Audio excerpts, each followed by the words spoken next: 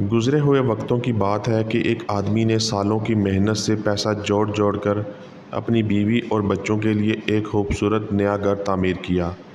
جب گھر مکمل ہوا تو اس نے فیصلہ کیا کہ 3 دن بعد اپنے اہل خانہ کے ساتھ نئے گھر میں شفٹ کرے گا۔ لیکن شفٹنگ سے ایک دن پہلے رات میں زلزلہ آیا اور وہ نیا خوابوں جیسا گھر زمین بوس ہو گیا۔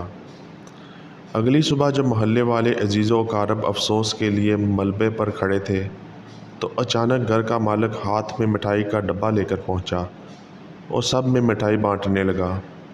لوگ حیران رہ گئے۔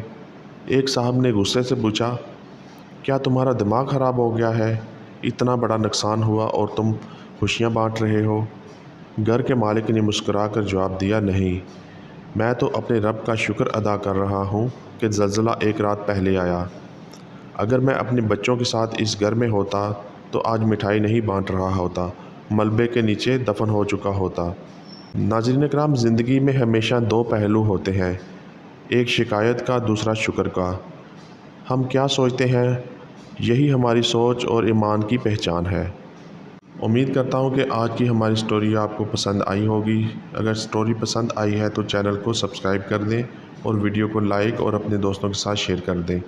جزاک اللہ۔